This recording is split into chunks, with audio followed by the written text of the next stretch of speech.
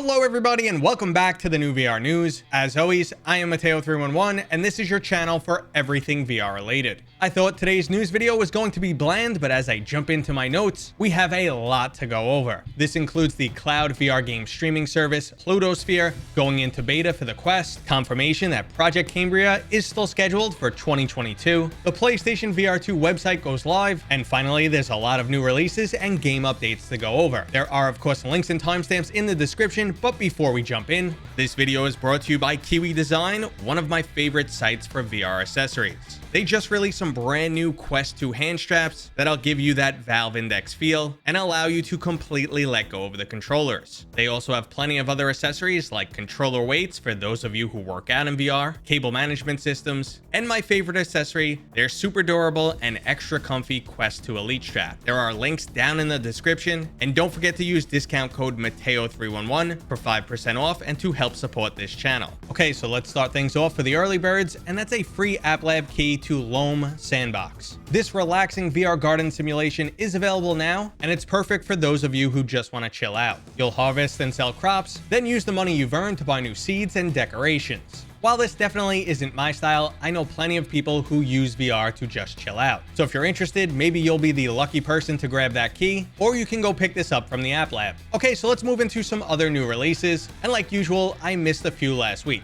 First on that list is Basault VR, a single-player shooter with a high emphasis on locomotion. You'll run, jump, and swing yourself around using VR's favorite utility, a grappling hook. This roguelite comes with a motion sickness warning for those of you who are prone to that issue. But if you're looking for some high-speed action, you might want to check out this title. Now, another VR title that just recently released is the side-scrolling shooter 2076 Midway Multiverse. VR takes the side-scrolling genre to a whole new level, as this title is playable from 3 distinct perspectives. There is a free demo available which I have played through and thoroughly enjoyed, so if you want to try this for yourself and see if it's right for you, there is a link down in the description. And the final game I missed last week is the workout title Les Mills Body Combat. Les Mills currently has on-site locations and a workout streaming service, but now they've also added a VR application into the mix. You'll be using some boxing-based moves to break a sweat, and best of all, this title is subscription-free, unlike Supernatural. As someone who currently works out in VR every single day, I'm going to have to check out this title and see how it stacks up against Supernatural. Okay, so let's move into this week's release schedule, starting with the sequel to Virtual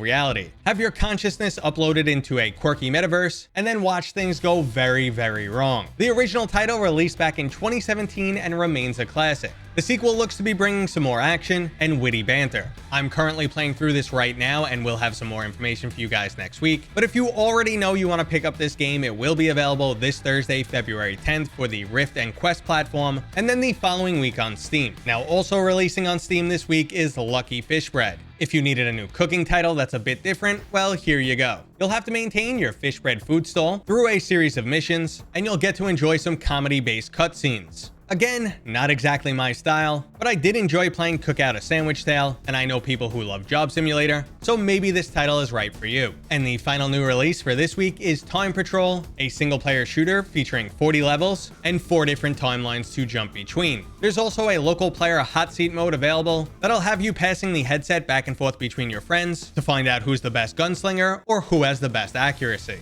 This appears to be a cartoony gallery shooter, so that may or may not appeal to you. Okay, so let's move into some new game updates, which I promise looks a lot more exciting than this week's release schedule. First up is some new gameplay footage and the release date for the on-rails shooter Transformers Beyond Reality. I know some people will stop listening once they hear on rails, but I'm definitely looking forward to this game, and also thoroughly enjoyed another mech-based on-rails title, Archangel. So my fingers are crossed that on March 31st, I will thoroughly enjoy fighting side by side with Optimus Prime. As someone who grew up on the Transformers cartoons, using VR to jump into those worlds is quite nostalgic. Now, if Transformers is too cartoony for you, Contractors just got a huge new update. User-generated maps are now available on both Steam and Quest. Workshop support is one of the items that makes Pavlov one of the best VR shooters, something my buddy Eric for President recently covered, as he spent an entire video on a single Pavlov gameplay mode, The Hide. I do recommend you check it out, there will be a link included below, but unfortunately new gameplay modes aren't available for Contractors just yet, but are coming in the future. This is absolutely huge news, and there's definitely room for both Pavlov and Contractors to thrive, as Pavlov is more similar to Counter-Strike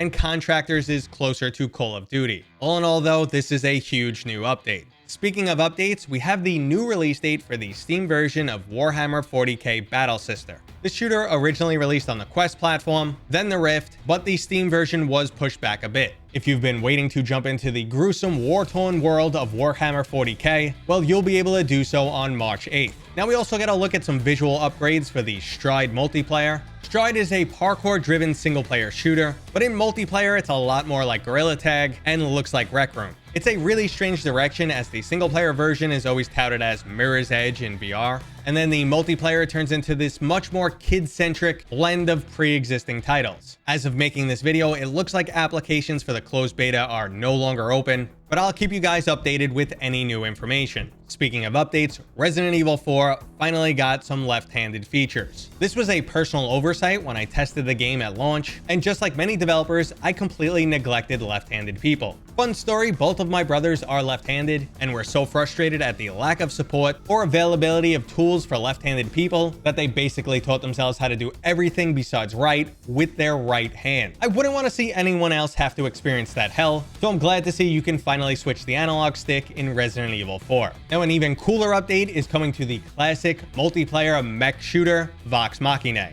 After nearly 4 years in early access, we are finally getting a single-player campaign. If you already own the game, you won't have to pay anything extra for the single player, and hopefully this will finally pump up those multiplayer numbers. Now, another blast from the past, the co-op shooter Gambit has resurfaced out of nowhere. Roughly a year and a half ago, the developers of Zero Caliber mentioned a new co-op title they were working on, and then we never heard about it again. This is a 4-person co-op shooter with 9 levels and 20 hours of gameplay. For whatever reason, it's giving me some Payday and a little bit of Borderlands vibes, but hopefully we'll find out some more information soon, as it is planned to release in the second quarter of this year, and will support crossplay between Quest and Steam VR. Okay, so while we're talking about games, I have one final topic, and that is my huge game rundown. 6 years of VR gaming is on the way and coming soon. Last year's video has just about 1 million views, so thank you guys so much for that. But this year's video is going to be so much bigger, and I will be updating all of the scores on all previous titles.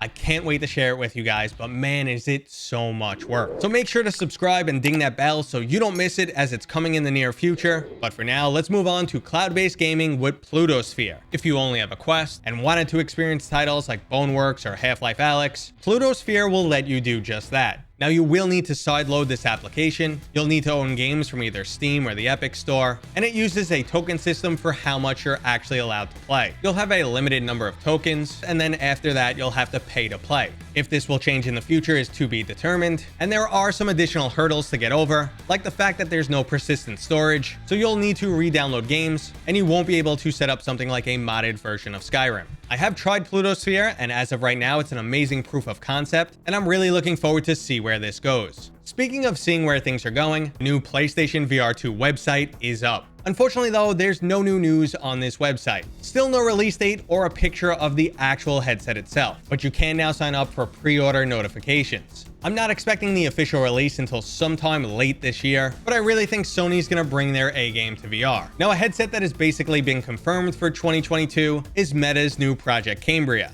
Mark Zuckerberg has recently confirmed that the Project Cambria headset is still scheduled to release in 2022. Now, if you're not familiar with this headset, it is not a Quest replacement. It's a more expensive standalone headset with additional features such as eye tracking and full color pass-through. We have no confirmation on the internals, but it also appears to have new ringless controllers. The device will be used primarily to test these new features. Full color pass-through opens the door to some exciting new AR applications. Eye tracking can help optimize performance-based features like foveated rendering before they're implemented into a new quest line. And ultimately, this will just be a new fun toy to play with, but shouldn't have a huge impact on user adoption or in the gaming space. Now, in all likelihood, I will get the Project Cambria headset, mainly because I'm curious and want to report on it. But my primary use case for VR remains gaming, and unless they upgrade the internals, I don't know if this device will benefit me. But like usual, we'll have to wait and see. Okay, everybody, that was today's new VR news. I hope you enjoyed it. If you did, go ahead and give me a thumbs up. If you're new here, please consider subscribing. And as always, I will see you guys on next time.